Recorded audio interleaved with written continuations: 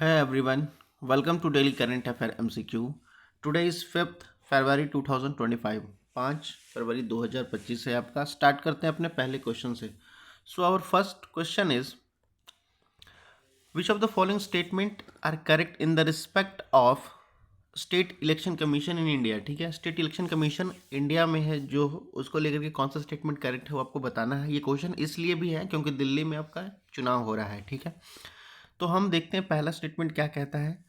तो the member of the legislative assembly are elected through the first past the post system. ठीक है, member of the legislative assembly के हैं जो विधानसभा के जो चुने जाएंगे सदस्य जिनको आप विधायक कहते हैं, वो किससे थ्रू चुने जाएंगे. तो कहता है first past the post system को लेकर के. Okay, now the second statement is the model code of conduct applies only after the nomination process is completed. ठीक है, मॉडल कोड ऑफ कंडक्ट जो आदर्श आचार संहिता है वो तभी लागू होगा जब नॉमिनेशन कंप्लीटेड हो जाएगी, नॉमिनेशन के प्रोसेस. ठीक है, थर्ड कहता है आपका कि state election are conducted based on the constituency demarcated by the delimitation commission. ठीक है, स्टेट इलेक्शन कमीशन जो कंडक्ट करता है वो किस बेस पे करता है, जो कि आपके डिलिमिटेशन कमीशन है ना, वो डिमार्क की गई है उस बेसिस को लेकर के. ठीक है, तो इसमें से कौन सा स्टेटमेंट करेक्ट है वो आपको बताना है, तो बताओ. तो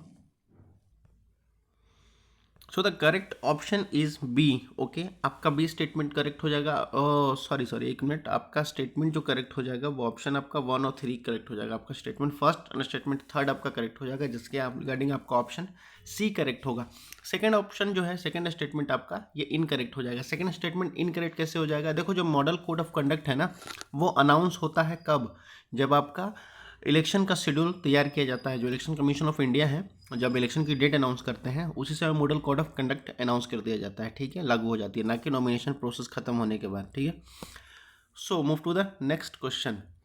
देखो, हमारा दूसरा क्वेश्चन है consider the following with the reference to Delhi legislature. ठीक है, दिल्ली विधानसभा को लेकर के कौन सा स्टेटमेंट करेक्ट है वो आपको बताना है. जैसा कि आपको पता है कि दिल्ली में चुनाव हो रहा है, election. Okay, now the first statement is Delhi has a by cameral legislature. Delhi का जो है बाई कैमरल लेजिस्लेचर है, ऐसा पूछ रहा है. ठीक है, बाई कैमरल मतलब जिसमें विधानसभा और विधान परिषद दोनों हो. ठीक, सेकंड कहता है आपका the government of national capital territory of Delhi act 1991 define it's governance structure. ठीक है, 1991 का जो गवर्नमेंट ऑफ कैपिटल दिल्ली है उसका जो एक्ट है वो डिफाइन करता है गवर्नेंस स्ट्रक्चर को. ठीक है, तो sorry.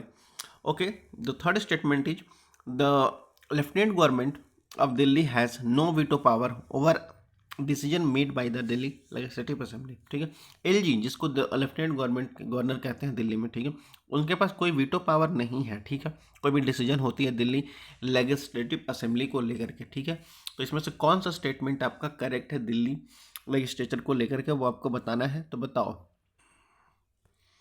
So the correct option is only 2. Okay, केवल 2 ही ऑप्शन आपके करेक्ट है. स्टेटमेंट 2 आपका ही सिर्फ करेक्ट है. ठीक है, आपका स्टेटमेंट फर्स्ट गलत है क्योंकि ये बाई कैमरल नहीं है, दिल्ली लेजिस्लेचर यूनी कैमरल है. ठीक है, यहाँ सिर्फ विधानसभा ही है, विधान परिषद नहीं है. थर्ड की बात करता है तो थर्ड आपका गलत इसलिए हो जाएगा क्योंकि ऑफकोर्स दिल्ली का जो एलजी है लेफ्टिनेंट गवर्नर, उनके पास ऑफकोर्स वीटो पावर है. वीटो पावर किसके लिए है? तो लैंड्स के लिए है.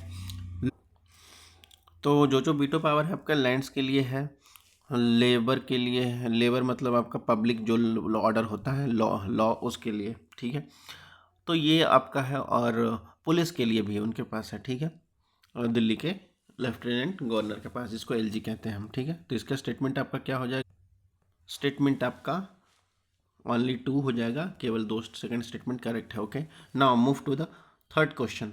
देखो, जो हमारा तीसरा क्वेश्चन है, अगर आपको इसको पीडीएफ चाहिए तो आप लोग टेलीग्राम पे जाइए. टेलीग्राम का लिंक आपको चैनल के डिस्क्रिप्शन में मिल जाएगा. ठीक है, आपको थर्ड क्वेश्चन कहता है विच of the following best describe the term gravitational wave. ठीक है, ग्रेविटेशनल वेव कौन सा जो है बेस्ट डिस्क्राइब करता है. ठीक है, देखो हमारे 2 वेव होते हैं जिसमें से एक ग्रेविटेशनल वेव के बारे में पूछ रहा है, तो ये कौन सा स्टेटमेंट बेस्ट डिस्क्राइब करता है ग्रेविटेशन वेव के बारे में. ठीक है, wave that carry light across the space, wave produce by the magnetic field, oscillation in space cause the accelerating masses, ripples in the atmosphere cause by sound. ठीक है, तो बताओ इसमें से कौन सा स्टेटमेंट है जो ग्रेविटेशनल वेव को बता रहा है. ठीक है, so the correct option is C. Okay, यहाँ पर आप ए कर लेना, यहाँ आपका बी कर लेना, यहाँ आप सी कर लेना, यहाँ आप डी कर लेना, ठीक है। तो आपका जो स्टेटमेंट करेक्ट है वो आपका सी करेक्ट है, ठीक है। Oscillation in space time caused by the accelerating masses, ठीक है। तो ये आपका करेक्ट ऑप्शन हो जाएगा। तो आपका स्टेटमेंट सी करेक्ट हो जाएगा ग्रेविटेशनल वेव को लेकर के, ठीक है। That's all for the today session. अगर कोई क्वेश्चन या कोई क्वेरी हो तो आप लोग कमेंट सेक्शन में पूछ सकते हैं। तब तक पढ़ते लिखते रहिए। धन्यवाद। Thank you all.